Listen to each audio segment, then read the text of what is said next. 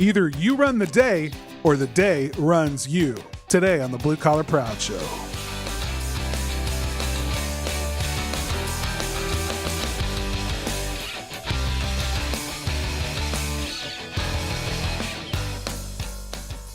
Hey there, Proud Nation. Welcome back to another episode of the Blue Collar Proud Show. It's the show that's all about having and living the blue collar business dream. If you're building a contractor or home service business, if you have a dream for growing that business into the thing that gives you everything you want in your life, all the time, all of the, what do you call it? Financial freedom, independence. That's the word. Independence, freedom. Yeah. All of that. We want to be a part of that journey towards your success. We want to help equip you to get where you're headed. Thank you so much for listening every single week. My name is Carter Harkins, and with me every week here is Taylor Hill. I am with you here every single week, all the time. I? Can't get rid of you. I'm kidding. I'm joking. Listen, right. We were talking with Tim Reed today, but before we get into that particular conversation, I want to tell you about our sponsor, Closing Commander, the automated sales follow-up system that closes up to 20% or more of the open estimates in your business. So I want you to visit the website, closingcommander.com, www.closingcommander.com, I guess, and click the pop-up on the homepage. You can schedule a free 30-minute demo right there. I want to show you. I want to get on a call with you and actually show you and strategize about the best way for you to add this sales follow-up automation tool, show you how it fits in your existing sales process and make it that much more effective. So if you're interested in that, I'd love to do that. Just jump on there. You can pick a time that works for you. We'll jump on a call together and make that happen. I'll show you exactly how Closing Commander works. If you use the link in today's show notes, you can also get, and when you choose your plan, you'll also get 30 days of that plan at absolutely no charge. That's on us, a special for Blue Collar Proud Show listeners only. So do it now. closingcommander.com.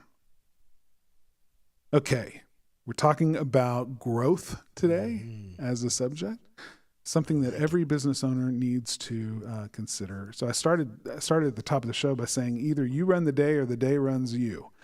The only way that changes, the only way that you don't allow the day to run you is to grow as a business owner. We are not equipped from the womb to know how to run a business. We're not equipped as this idea of leadership is something that you're born with. Yeah. I don't buy it. And I want to talk to you about that idea here in a second, but listen to this quote. Change is inevitable. This is something John Maxwell said. Change is inevitable. Growth, however, is optional. Yeah. I think that's just, you can be bullied about by change. It's inevitable. It's going to happen. And you can be just hit from all corners with it. But if you decide to use those experiences and change to grow, that's completely optional. You can opt out of that path if you want, but you can use those things to grow. And I think that's pretty profound. That's why I love it when people say to me, oh, man, I hate change. And you know, if you're in the world that we're in with online marketing, well, if you hate change, you need to get out of online marketing because it changes all the time. Right. I mean, you are pushed and pulled and moved and whatever. Change happens whether you want it to or not. There is no way you can ever not change. Zero. It just happens. Yeah. And it happens over time, and people don't think they change. Let's give you an example of this. I just read the other day about a person whose dad had an accident and ended up in bed, basically bedridden and in a chair, and started watching the TV. And this guy talked about how his dad's attitude about things changed over about a 6-month period of time. Because the only thing he did was listen to TV, and he didn't like the stuff, so it was basically news programming. And it was like fascinating to this guy how his dad, who had been this one person, changed into this other person, and yet if you were to ask his dad, had he changed at all, he would have said no. Same person. Yeah. And it was fascinating how we view change. Because sometimes people from, viewing it from the outside in see changes that we don't see in ourselves. So It's like when you lose a lot of weight and people that haven't seen you in a while see you and go, oh my gosh, you've lost weight. And your wife, who's standing right next to you, who has been with you for the 6-month journey of all this weight that you've lost, looks at you and goes, really? Yeah, exactly. Because they've just seen it happen, over time. But it is. And that's the thing that's so interesting about, you always talk about the human brain. Yeah. It's just so interesting the way we perceive things. Not everybody perceives everything the same way. And yet we assume that people see things just like we do. Yeah. And cannot, for the life of us, understand how somebody can perceive something a different way. And it's just, that's just part of the human condition. It is. I think. So I think it's really interesting to look at change, try to look at change from multiple perspectives. And then, if you want to grow, start moving and changing in a very dedicated way.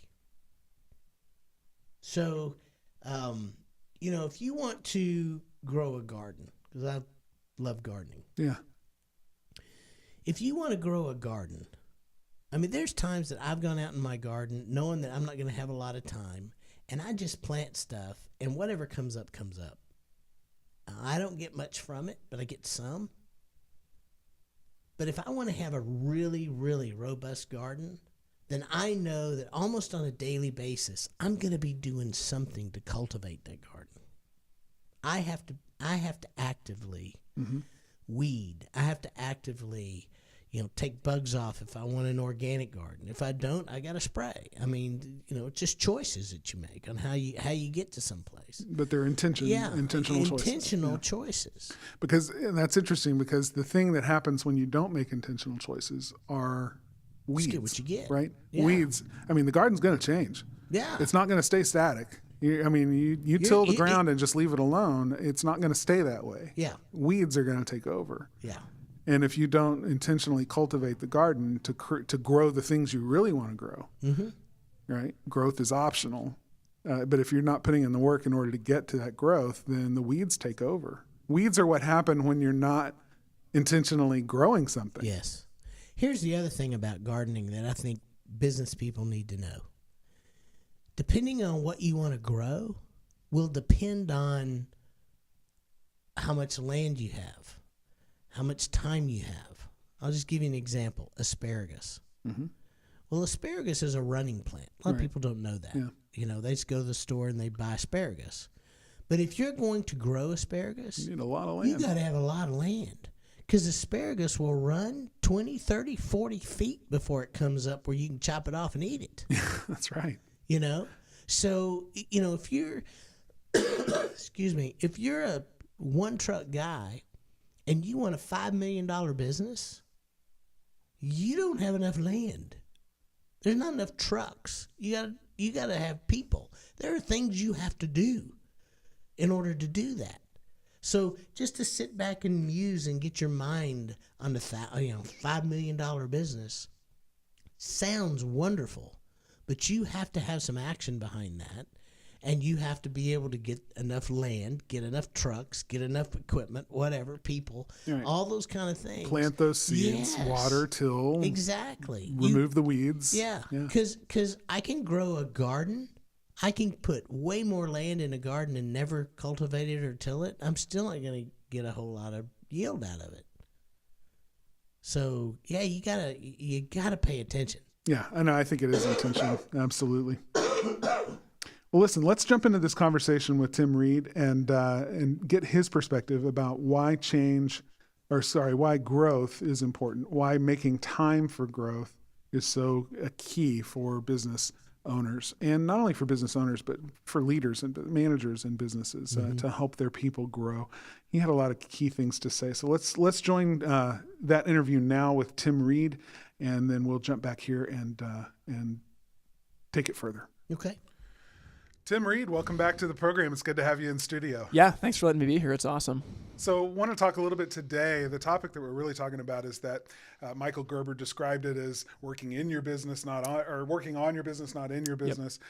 What are some of the strategies that help a business owner work on their business, taking the time to really get that done? Well, I think the biggest strategy is you got to set aside time for it. If you don't make time, the time's not going to happen. You know, we work with a subcontractor. He's an electrician. This is a great story. He's so busy, he won't return phone calls and he won't return emails. And so it's fine if he shows up for the job, but we're talking to him, making changes and things, and we have no way of knowing if this guy's even going to show up. So we called him in for a communication meeting, and he goes, well, I don't get what the big deal is. I show up on time. I'm like, yeah, but you don't call us back, you don't email us back, and you don't talk to any customers. And he goes, well, I just don't have time to do it. And I look at that and I'm like, so you're saying that you're at max capacity, but you're not making time to grow your business. Yeah. It's crazy. It's crazy. The other thing about that is he probably doesn't understand that if he would raise his prices, he could make the same amount of money and get that time back to grow his business. Yeah. That's what I was telling him. I was saying, you know, if you're really that busy, raise your prices 20%, take a step back and hire someone that can start to do this work and scale. Mm-hmm. That's the time to do it. When you're slammed like that, raise your prices, take the excess money to be able to hire the people you need to be able to grow. Once they start in those roles, start growing, now you have the time to really start thinking about those key decisions you need to make to strategically continue that growth. Yeah, because I think if there's one thing that it takes to grow a business, it's intentionality. It doesn't happen by accident. And I think if you're constantly spinning your gears at max capacity, you're going to wake up in 20 years and wonder, A, where did my life go? And B, I want to retire, and I've got no one that's up in the wings that I can sell my business to. Yeah, and I think the other thing to think about, a lot of people think that they can manage time. We all have as much time as the other. Nobody gets more time than anybody else. It's really managing what you do within the time frames that you have. So if you start setting some parameters around the time frames, a lot of times that can help people to where they're not just seeing time getting away from them. They're not looking at an 8-hour day. They're looking at specific frames during the day to do very specific things. You know, one of the things that I've noticed, and this may be just my personality, but, you know, I tend to get a little more on the theoretical side of things, right? You know, if you've listened to the show any length of time, then, you know, you already know that. But, you know, for me, just having 2 hours a day where it looks like I'm not doing a whole lot, is where I'm innovating. I'm thinking about big picture. I'm thinking about how do we grow this? What are the sticking points? What are the problems? And that mindset, I don't have time for that when I'm in the weeds, when I'm dealing with problems, when I'm answering an email, or I'm helping an employee with this, or, you know, if I'm deep in it, then I can't work on it. And part of working on it actually looks like you're not doing a whole lot. You know, allowing yourself the time to think through those big issues and enough headspace to be able to actually have those aha moments. Yeah. One of the big reasons I think, you know, we go away to conferences is to get away from our business so we can have those aha moments. But those aha moments should be happening on a frequent basis. 2 or 3 times a week, you should have breakthrough moments of, here's where we're stuck and here's what I can do. And if you're not giving yourself enough time to have those kinds of realizations, it could be because you're working too much in your business and not enough on it. Totally. And if you don't tell your day what to do, it's just like your budget. You know, your day is going to tell you what to do. It's the same thing as your money. And so, you know, I think just a huge thing is you got to time block it, like you're saying. You know, even if it's once a week for 2 hours. I mean, everyone has 2 hours that they're wasting that they could set aside to do this. Because once you jump into the whirlwind of the day, it'll eat you alive. There's never time in the whirlwind unless you force it and you work proactively on it from the beginning. Yeah, that's so true. There's times where we tell each other, I'm not coming in today. If I come in today, I'm going to get sucked into the vortex. That's what we call it. That's it. That's it. And the guys know. I mean, what am I doing? I may sit and be reading a book for 2 hours, and I may be sitting in a chair not doing anything for 2 hours but thinking. Yeah. I mean, if you think about it, it's almost like Maslow's hierarchy of needs, right? I mean, when all you're worried about is your basic survival, you're not going to be able to figure out how to solve world peace. But once you start working your way up on that hierarchy, all of a sudden you start thinking about things that you never would have thought of if you were stuck at that lowest rung. Yeah. And that's where you got to make time to be in your business, because when you're always in that whirlwind, there's no time to innovate. Yeah. So I'm going to ask one question. So what about the guy that just loves being the technician? Then stay a technician. and hire somebody else to grow your business. Yeah, I mean, or I don't know if you'll be able to grow your business because, I mean, you could hire someone else to do it, but if you love being at tech, I think at some point you got to separate from that. Maybe one day a week you can still, keep your finger on the pulse by being in the truck, but if you want to grow your business, it takes something bigger than just a tech. We've actually interviewed different people who have successfully grown a business. Even though they weren't the ones, doing the driving of that growth, they stayed in the field doing what they love to do in the day-to-day. But the spouse or a particular key employee who had the vision for what needed to happen stepped in and started growing it. And that teamwork really helped to make that work. But yeah, if you're in the field, you're not in a position to really be thinking big picture to grow. Yep. It's one or the other. It seems like to me, I've never seen an example of somebody who can successfully grow a multi-truck or larger multi-employee operation from behind the wheel. Well, what's tough is that when you're in the weeds individually, your job is to shine. But when you're in the leadership position to grow the company, your job's to illuminate. And those are two different muscles that you have to flex. Wow. Say that again. Yeah. Yeah, when you're in the truck or in a sales position like I am, your job is to shine. But when you step back to leadership and management, your job is to illuminate others. Illuminate others. Man, that was a great way to say that. Yeah, well, I didn't come up with it. Someone else did this way smarter than me. That's always happens to me. I never come up with it originally. Tim Reed, we really appreciate you being here. Tell people where they can find out more information about you online. Yeah, well, I appreciate being here. My website is itsfiretime.com, and people can go there and check out what I have to say. We can start the conversation. Very good. Great. Tim, thanks for being on. Thank you, guys. That was a great interview. I don't know if you know this, Tim actually has his own podcast now. Yes. So right at the end of the interview, he gave his website. Go check that out. That's where you find his podcast. And he has got some incredible things to say over there. We were privileged to be guests on his show just recently, but good guests, good things to say. I've really, really enjoyed watching that take off. Yeah, he's really sharp. Yeah. Really sharp. So, Taylor, let me ask you this. You've been a lifelong self-improver. I mean, you've read more books than I think anybody I know. I think don't you read, which book is it that you read almost every single year? Dale Carnegie's How to Win Friends and Influence People. Yeah. You've always been open to betterment, always looking for ways to maximize your life, to maximize your relationships and your effectiveness in the role that you're in. So I want to know, where the heck does that come from? And what has instilled that in you? And how do you stay on that track so consistently?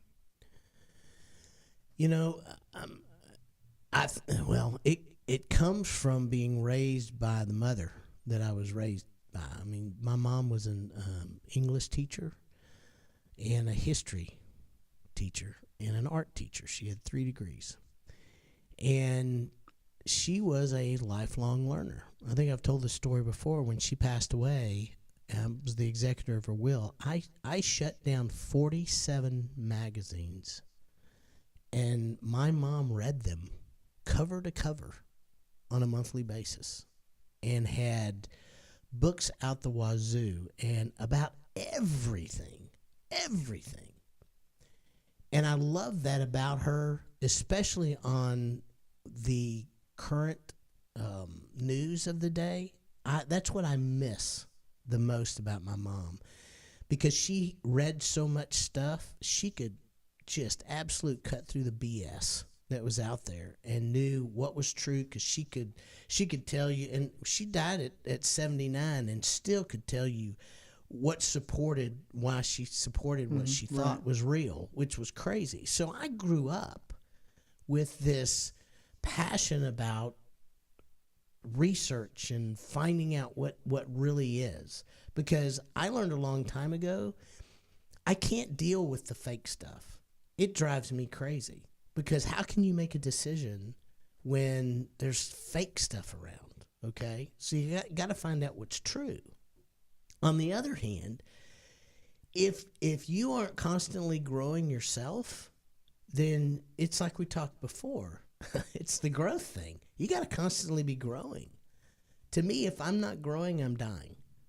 And so I saw my mother grow all through her life, and I want to emulate that. That's important to me. Yeah. not because she did it, but because I saw the results of it. I mean, her mind never languished. Her mind never, she was sharp to Right. the very end. And in contrast, her little sister has got Alzheimer's. And I've never figured that out. But my aunt, who I love dearly, totally different person. She used to laugh at my mom and all that reading, and all that stuff. But man, my mom just kept on top of stuff and always was reading something about self-improvement. Always. Yeah. So that's where that comes from. And I hope I've instilled that in my sons, because I think that's important. Yeah. I mean, it's just me. I think, I'm not trying to tell anybody else what to do, but I really think that's important. Yeah, I think it is. I think I can get exhausted by it when I, am as diligent about it as you are. But I think that's where our personality is different. But I never stop trying. I never lay that battle or that effort down completely. There are times where I back away from it a little bit, Sure. like, whew, that was a full court press. I think I need a minute to breathe here before the next game. Well, and I can exhaust people with it. I have to be real careful, because you take me down that road, and man, I can get there and everybody glasses over, and after a while I'm like, oh, I guess maybe I went down that rabbit trail, so I do have to be careful. But that may exhaust you, but there's something that you do that I think is really goes and falls in line with this. Because in order to grow, you have to be intentional and focused. And boy, you can do that better than anybody I know. You get into a project and when you know what's expected and you know where you're supposed to go, I mean, you go deep for days. So talk about that, and talk about how what that does for you and what it does for a company when you've got somebody who can focus and do that. Mm-hmm. So I think being intentional for me is all about, I mean, if we're going to talk about it in the sense of growth, like, deciding that I want to grow in a specific area, setting an intent to do that, helps. Then once you decide, okay, I'll give you a concrete example here. Okay.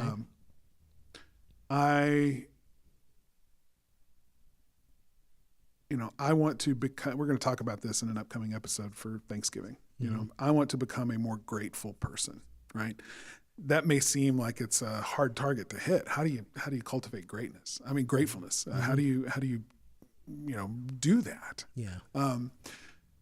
And I'm looking forward to that conversation, but just for the practical, I'll set an intent that I'm going to become a more grateful person. And now, because of that intention, I can decide how I'm going to measure whether or not I've grown in that area.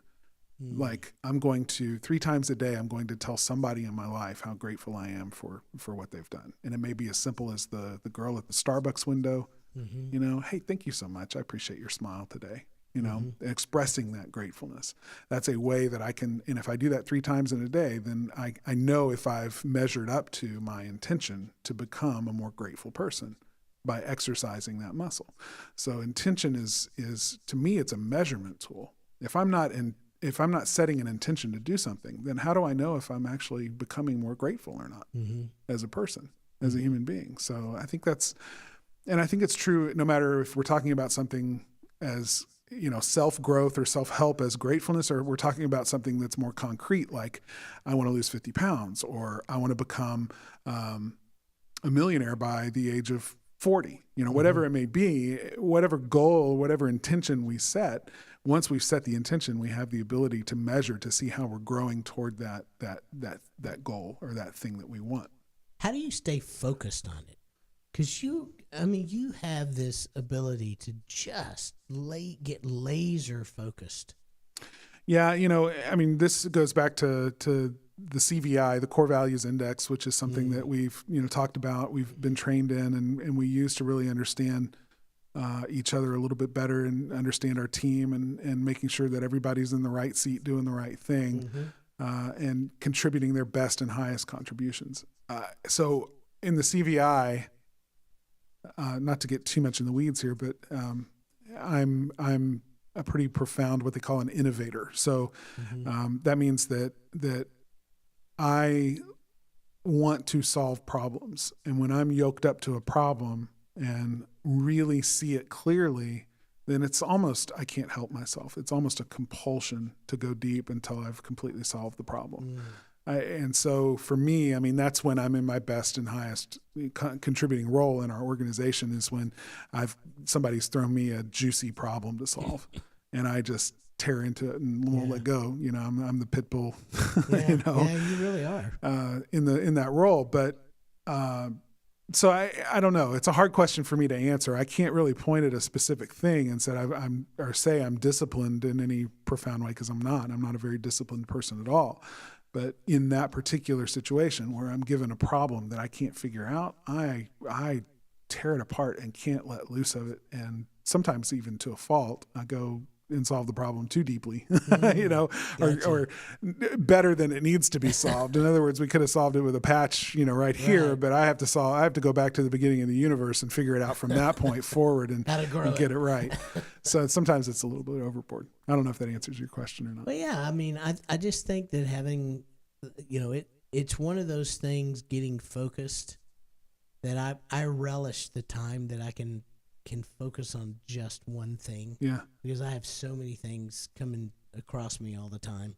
So, but I see that you can do that, and I've always thought, man, I wish I could just do that.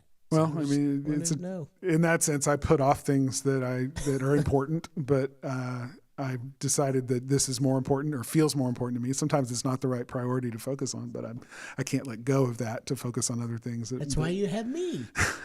Sometimes I need help sometimes. Yeah. No, that's good. That's awesome. Well, this has been a fun episode for sure.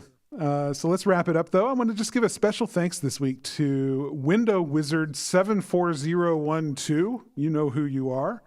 Back on September 25th of this year, you left us a 5-star review in the iTunes podcast app, and I really appreciate that. I just wanted to read it.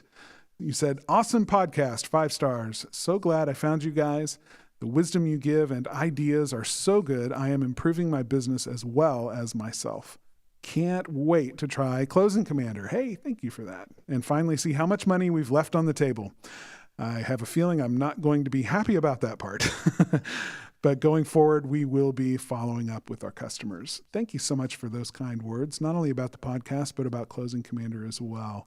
I really appreciate that. If you'd like to leave us some feedback, if you will, about how we're doing on the show, if you'd like to let us know how we're doing, we would love it if you'd take a minute to do what Window Wizard 74012 did and leave us a review in iTunes. More reviews over there means that we are able to serve more people, to spread the good word about being a blue-collar proud business owner, being a strong business that can change the community that you live in. We want to keep this project of love going, so please leave us a review. Help us do that. Also, don't forget you can download our free show app over in the Apple Store or from Google Play. We've got lots of great content in the show app, as well as bonuses and special offers like the one that Window Wizard 74012 mentioned, called Closing Commander. Remember that you can sign up for the Closing Commander demo over on our website and learn about how this automated sales follow-up process and tool can be used to complete your existing sales process. You're not replacing anything that you currently do. You're just adding this piece to help round it out and complete it. You can do that over at www.closingcommander.com. Last but not least, just come hang out with us over in the Blue Collar Proud Nation Facebook group, won't you? Don't be a stranger. Also, you can find out about all the other places where you can connect with us by simply going to bcpshow.com/connect. And that is going to do it for this episode of the Blue Collar Proud Show. As always, Taylor and I want to say thank you so much for listening. We also want to thank the people that make this show happen for us every single week. Aaron Blaze, our technical director, Jessica Wynn, our show coordinator, and Jonathan Sanders, our community manager. Until next time, remember, it takes the same blood, sweat, and tears to build a business that drains you of every ounce of your life. You can take that same blood, sweat, and tears and build a business that gives you everything you've ever wanted. So why not build it the Blue Collar Proud way? See you next time. Bye. The Blue Collar Proud Show is a production of the Blue Collar Proud Network.